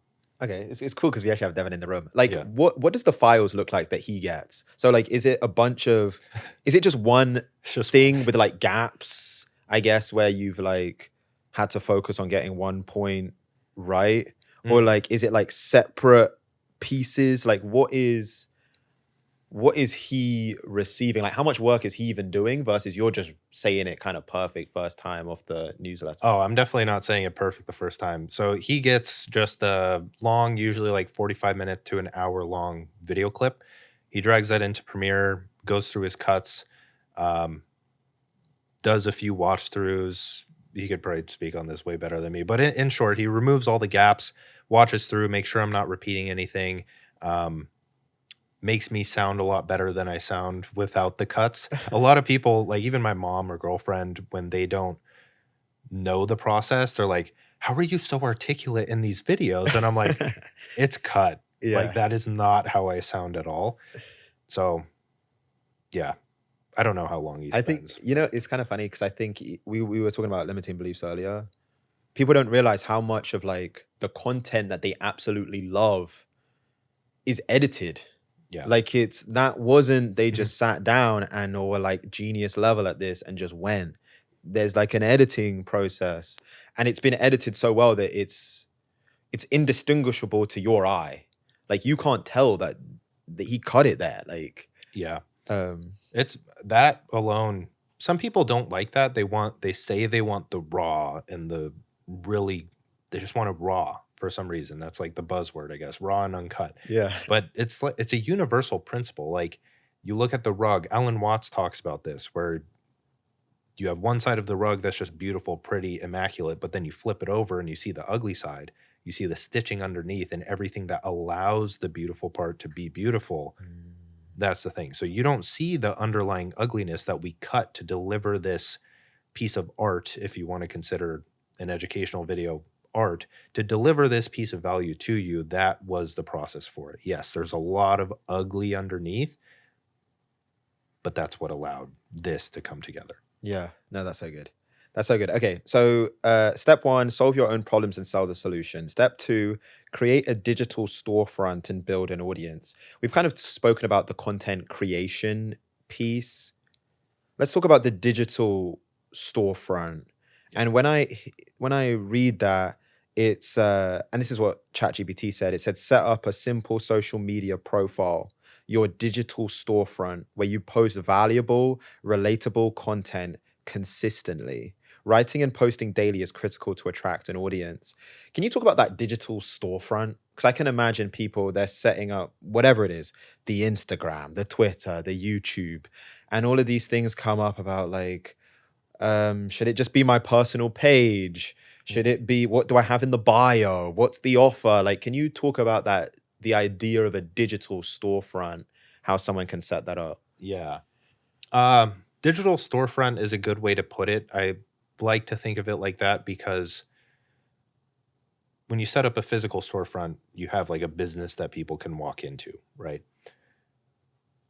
You need that place you need that reference point for people to be able to not only search for you, but to be able to find you and buy from you and have that public facing entity, so to say, that just illustrates, hey, I'm open to be followed, or I have these products that you can buy. So I personally like going the personal brand route, not necessarily a brand account, because your personality is what sets you apart. And a lot of people that go into this want to talk about their interests. They don't want to be confined to whatever it is that their brand is about. Their brand, when I'm building a personal brand or a creator brand, I use my business as like,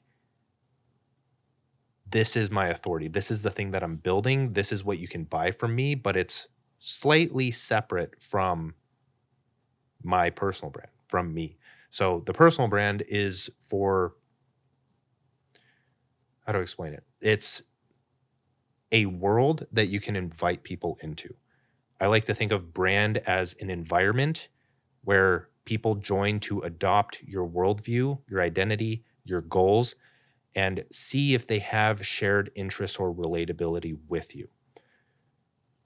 That is mostly illustrated by the content that you put out over time. I do think that your profile picture matters a good amount. It should, just watch a YouTube video on how to create a good profile picture and get better at it over time. Your bio, if you look at a bunch of people's different bios, it doesn't really matter what you put. You could have a blank bio, and as long as your content is good, you're good to go. You see people like Naval that we talked about earlier, where he just has a one-word bio, and you could attribute that to, oh, he has the authority to do that, and it doesn't really matter. Your content matters most of all, because people are going to click on your profile. They're going to read your bio once in the entire time that they follow you, and then they're going to forget about it. So the thing there is, I like to think of brand as a small scale Marvel or Star Wars, that you have all of this content and media and products and services that people can explore and dive into over time. So that's the entire reason behind a bunch of social media content. a bunch of newsletters, a bunch of long form, the more diverse and prolific it all is, the more people can adopt that worldview or identity and get more immersed in what it is that you're building. And the more likely they are to follow you and buy from you. Yeah,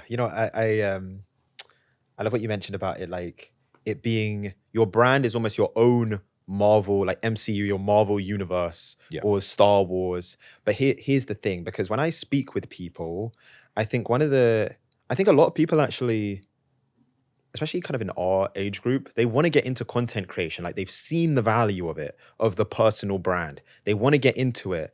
And what I hear a lot of the time is they're like waiting. There's some reason why they can't post on TikTok yet. Yeah. Or like the Twitter, like it's coming soon, but not just now. Like the YouTube, I'm gonna get around to it, but like today isn't the right day. Maybe 2025, that would be when it happens. And I can imagine people that even when you talk about it, it's almost like you're inviting people into your world. It's like there's an identity, there's a beliefs, there's like a structure to it. I almost see it as like it could be another reason for people to procrastinate. Like I need to figure out what my world Yeah. looks like. It feels like the way that you do it, the way that you construct this world, it's not you like sitting in a room and like reflecting, I don't know, about what your world should be. It's very action based, and like the world almost comes together in hindsight. It's from doing all the posts. Yeah. It's from all of the content, all of the action of the creation. It's like the world becomes clear. Can you kind of speak about that? Or maybe I'm wrong. Like how are you constructing this world? Is it just that you're posting things that you feel are interesting? Because in the beginning, it's like, I think for us now, or definitely for you, and I'm starting even to get there, you've had certain posts that have been successful. And so you've got the validation of a few 100,000 people being like, yeah, this is sick. Mhm. Or I'm going to watch this, or I like this, or comment. So it's like, it's easier to build the world when you're having all the validation. But I think for a lot of people, it's like, they don't have validation yet. Yeah. And so they procrastinate and they're like, oh, I'm just waiting, or I need to think more. Okay. Yeah. Can you talk about that? Yeah. In terms of the validation and finding validation from your own ideas, the validation's already there. Like you're on YouTube, you're watching validated ideas every single day. The difference between you and them is your perspective. Your world that you're inviting people into is your perspective. So talk about any idea that you want, just in your own words. It's like the thing that was the most hard to do in high school, where it's like, yeah, summarize this in your own words. It's kind of what you're doing when you're getting started in content creation, because you're starting to like recondition your mind into learning how to do that on its own, to try to have these original thoughts, or to try to think of these ideas in new ways that allows you to write consistently about them. But that's the main thing, is any idea that you want to write about, or that you are reading a book, you're listening to content, you're like, that's a great idea, I wish I wrote that. That's your signal to rewrite it under your own brand, because not everyone has heard that idea. Not everyone found that idea important. Everyone, when they're going through a book, they're going to have drastically different highlights from one another. Your highlights in the book, the ideas that you choose to post, are what make your brand unique, because nobody else is going to have that same combination of ideas. In order to construct the world even more, I like to go the anti-vision and vision route. That's how I like to create a niche, so to say. Is anti-vision is what you don't want out of life. Getting the job, being overweight, whatever it is for you. Just think about what you don't want out of life, the experiences you don't want to live again, the lifestyle that you don't want to have, the mind, body, spirit, business, that financial situation that you don't want to have, and then write out the opposite and get as detailed as you can be and write all of those things out. Now, what I want you to do is you have a point A where you don't want to be and point B where you do want to be. And now I want you to map out everything in the middle, the entire process, all the skills that someone needs to learn, all the education someone needs to have, all the limiting beliefs they need to get rid of to get to from A to B. Think of it as outlining a book. And that book is going to be filled with the content that you write over time. So you can think of each section of a chapter in that book as a newsletter or a YouTube video or a long form thing. That's how it would gain clarity on what to write. If you want the explicit topics, then do just that. Everything that you write in your anti-vision is a potential topic. Everything that you write in your vision is a potential topic. Everything you list out in between is a potential topic. Now you go and research those things. You read books, listen to YouTube videos. You filter the ideas that you want to take through everything that you wrote out. That also shines a light on what your product or service can or should be, because your product or service should help people either make that entire jump, get from point A to point B. What's the education? What's the process? What's the ebook you want to write? Start with an ebook, turn that into a coaching service, and then potentially a digital product or even a freelance service. Just start with the ebook or even the outline for it. It gives you so much more clarity on what I can sell as a person, and then go from there. Yeah. It's so good. It's so good the way that you explain it. And it's so simple. I think the thing that I loved what you said is because I think a lot of people are like, oh, what do I create about? Especially when you start talking about posting daily. It's like, oh, what am I going to talk about? Or like I just fitness, like how am I going to keep posting? And then I love the thing that you said about, well, what is the content in that niche that you were resonating with? Yeah. Because that already has proof of concept. I think a key kind of mindset, I'm even taking it from our conversation, is like you want to go off things that already have proof of concept. 100%. I remember writing this in my notes. I'm like, there's so many humans and so many ideas have been actioned, and like, you know how hard it is to come up with something truly original? Like I don't think there is really. How often do you see something that is truly original? Yeah. And so I think a lot of people are like, oh, but if I do that, then I'm stealing this person's ideas. To your point, you're only stealing it if you haven't added your perspective to it. Yeah. You haven't put it in your own words. Yeah. If you put it in your own words, that's what every single person on the planet, anyone that's successful at something, is doing. Yeah. They're taking something that they've seen or been inspired from elsewhere and remixing it in their own version and putting it out. And the kind of the hack of content, like the little secret you start to learn with content creation, all the big YouTubers that you're seeing, I don't know whether it's like a Mr. Beast or Logan Paul or K, like the biggest people doing YouTube or Instagram or TikTok, Twitter, they're all taking ideas from something else that they've seen. Like when you're in it, you start to see it. Like everyone's kind of using similar kind of angles or titles, or this little thing in the title worked for someone else. That's the game. Yeah. But I think when you're beginning out, there's this thing of like, you feel like you have to be, I don't know, Kanye West level original, like you just came up with it yourself. It's not actually the case of how it works. Yeah. There's a few things there. Yeah. Is the first is self-awareness is an extremely beneficial business hack. To solidify this for yourself, go and research 2 videos on the same topic from different people. Just go watch one, then watch the other, and you tell me if you think one of those people should have been self-conscious about whether they were copying the other person or not. Like, just prove it to yourself that 2 topics about the same exact thing can be talked about from a different perspective. And once you start to see that and learn that, it'll start to fade that limiting belief of like, oh, okay, mine don't even have to be that different. They're kind of talking about the same thing, but I actually got a lot from both of them. And the more there is, the more complete the perspective on that specific thing. The second thing there is to think about creators as DJs with ideas. You mentioned remixing and how musicians remix songs. Level 1 of content creation is kind of just stealing like an artist, like taking from someone else, taking the idea that you want to include under your brand and writing it in your own words.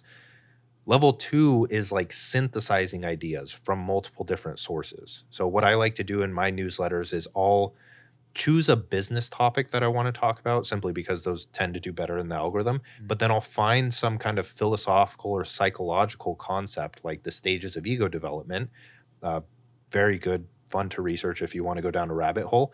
But stages of ego development, and I can think, okay, I have this, let's do stages of creator development. And I filter everything in the stages of ego development for creators and business. And that's how I write the paper. And that is something very unique, not completely original because I'm pulling from two different sources, but very unique and something that really hasn't been talked about before. You know, we could literally talk for hours about content creation. Yeah. So I'm gonna move on to step 3, which is develop a micro offer.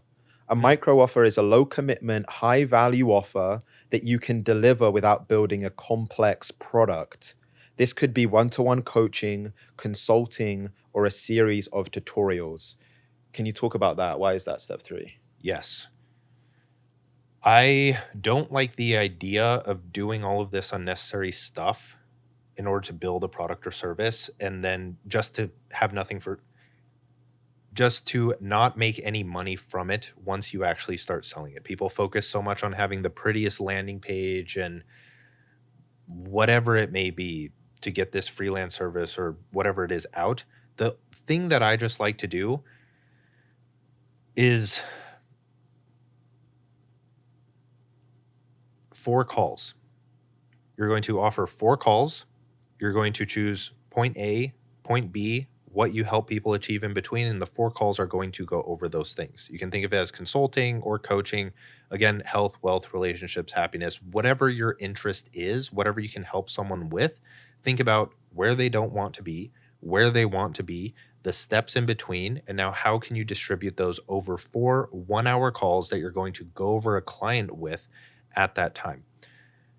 Those 4 calls are your offer. You're going to charge $1,000 for those 4 calls. Why $1,000? Because 1, if someone pays you, that's a pretty decent price. If you can get paid $1,000 for 4 calls, that's on par with like a personal trainer, a good personal trainer. If you can get that, then once you develop the offer more, you can get into the $5,000, $10,000 range for sure. The other thing is it's just a reasonable and respectable price for that amount of time investment, like 4 calls. So you're presenting yourself in an authoritative, but not overly authoritative light to the client so they don't just see you as a joke who's trying to have free work done, right? Because when people approach you and they're like, oh, I'll do it for $100, most business owners are like, I don't want free work. Like, I don't want cheap work. I want to pay you more. So charge me more. So $1,000 is the happy medium. Then in order to get clients, by now you are creating content on social media. So there's a few different ways you can go about it. The first way is just in the DMs. You start talking to people, you write content about your topic of interest. So if it's health or fitness, just write a health or fitness tip on social media, your content. When people reply to it or repost it, that's your sign to pick up the conversation from where it is there, take it to the DMs and start to talk to them about what it is that you offer. This is a lot different from cold email or cold outreach that you would normally hear in like the agency or freelance space, because these people are already interested in what you have to say. They're already commenting on your stuff. When you take that into the DMs, 1, they're just happy. They're excited to talk to you because they're like, oh, wow, I like your content. And then you work them through it and you say, hey, like, are you struggling with any of this? What are you trying to build towards? What are your goals? Like, why are you even liking my content in the first place? They'll let something out that eventually lets you pivot into, hey, well, I offer this 4-week coaching service. It's $1,000. I think it would really I think it would really help you. Do you want to talk about this at all? Maybe get on a call, or we can just talk about it here. And then throughout this time, you can research sales tips and other things like that. Do your learning along the way. But another way to land clients is not through a landing page, but through just a simple Google form or any kind of form, type form. And you have a few questions. You have their name, their email, their username on social media, so you can DM them after. You have, what are you struggling with right now in relation to this topic that I talk about? In 4 weeks, where would you want to be related to the topic that we talk about? Are you willing to commit to this process if we decide to work together? That's it. And now when you're writing content, you can promote that form and ask people to fill it out if they want to work with you. So then they fill it out. You get a notification, hey, this guy filled it out. You DM them, walk them through it, send the payment link if they want to buy it, so on and so forth. That's the fastest way to get something out and making a decent chunk of change, because $1,000, you need 3 clients to make a decent amount of money in a month, right? With a digital product, when you don't have a large following and you're charging $45 to $100, like, you need a lot more sales to sustain any level of income that would allow you to leave your job. So that's why I say start with the micro offer, because then you're in the perfect position to improve on it really fast, because you don't have a landing page or any of this other stuff or curriculum holding you down. And you can either pivot into a coaching service or a freelance service, or productize into a cohort or a digital product relatively quickly and move according to feedback. And then as your audience grows and that thing gets better, you just keep on building. Yeah, you know what? I think it's so good because one of the things that I struggled with before the podcast took off, I was like trying to do an agency, and one of the things that I hated was like I hated like pitching myself. I hated the whole Yeah. sales thing. And one of the things, I'm sure that you have a ton of these people in your DMs. I know I have a ton of these people in my DMs, so I can only imagine what you have. Is like these people that are just like cold pitching you stuff. Oh, I can get you a bunch of leads. I'm like, I got a podcast. I don't even need leads. Like it's just like they're just first message is like they're going for the hard sell. Yeah. And it's like as soon as I see it, my brain, I'm like, I switch off. I'm like, oh, another sales person. Yeah. The good thing about what you're saying is like it's basically building like warm interactions, like warm leads. Yep. So the first kind of signal is they've interacted, they've liked, they've commented on some of your content. So they're already familiar with you. Then when you reach out, you're not even having to go for the hard sell, which just feels like kind of icky and kind of uncomfortable. For sure. And you can just really just make conversation in the DMs about the thing and then gradually scale that up to selling the micro offer. And to be honest, it's like someone can make their first, I don't know, you probably know better than me. Someone can make their first $10,000, $20,000 a month just through really like the micro offers doing these calls. Yeah, definitely a lot easier if you were to have a more fleshed out offer and charge more for it.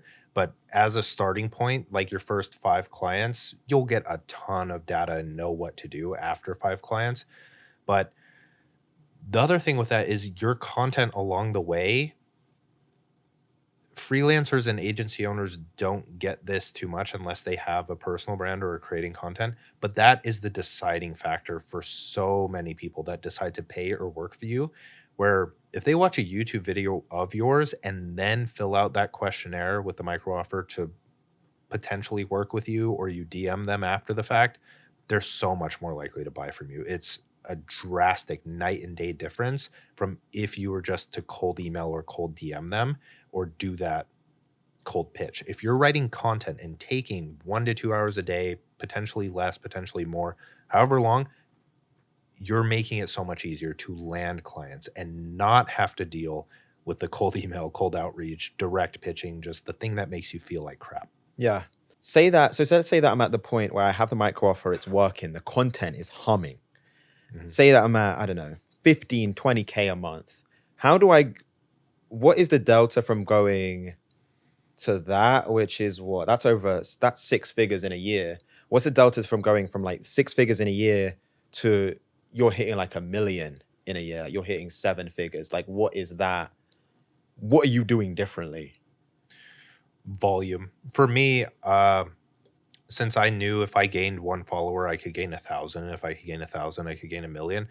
I knew that for me, the route that I wanted to go, not that everyone wants to go, the path to $1 million+ a year was just volume of traffic, getting in front of more eyes, right? Not niching down, going a bit broader, nicher, as I've said, especially with something like YouTube. People think, oh, things will get saturated, but 1 video a week, it's not, like, it's hard to kind of saturate that market with 1 video a week. And I don't know, it just made sense to me. So I figured, okay, I just need to sustain this level of growth and the sales will compound over years, because it's not like I'm losing all of those followers every month. I'm keeping them. So it's like I'm gaining this much every single month. So every single time that I either launch a new product or do a new cohort or whatever it is, I would launch something new almost every quarter throughout the year, whether it be my book or the special edition box for the book or a writing boot camp or a cohort or a full-on digital product or something, just anything. Every time I launched that, my audience was larger than the last time. So that was just increasing. So the larger it gets, the more money you make. The thing that's cool with a creator business is like you kind of see, as long as you can continue to scale the audience and give them value and the content can improve and you can have that focus on that, it's like the business keeps scaling. Because to your point, it might be like, okay, how do I go from the micro offer to something that's going to make me $1 million? Yeah. Well, it's like the micro offer you're doing 4 consulting calls or coaching calls with individuals, so one-to-one consulting. You then take that from one-to-one consulting to group coaching. So now instead of doing one session with one person, maybe you have 10 people. Then as the audience continues to grow, maybe you're doing a cohort-based course where like 100 people are there in the call with you and now in a community. Then maybe it's a course that you just roll out, I don't know, and it's not even live. It's just, then it's the book. Then like you can just keep kind of scaling it. And that's basically how people build these sort of multiples based off a one person business. 100%. I like to call it Koe's law, where there's Parkinson's law, where it's like work expands to meet the time allotted for completion. Then Koe's law is, how did I put it? Creative work evolves to earn more in the time allotted for completion. So if you want to stay as one person, there's 2 routes you can go. There's the one person route, which will almost always involve some form of digital product evolution. You start with the micro offer, you go to maybe consulting or coaching, you go to group coaching, you go to cohort, you go to digital product as your audience grows, because you need that higher leverage audience in order to sell more of those things to make more. The other route you can go is hiring a team and expanding that way, so you don't need a massive audience in order to sustain the growth of something like a coaching offer or agency offer at that point.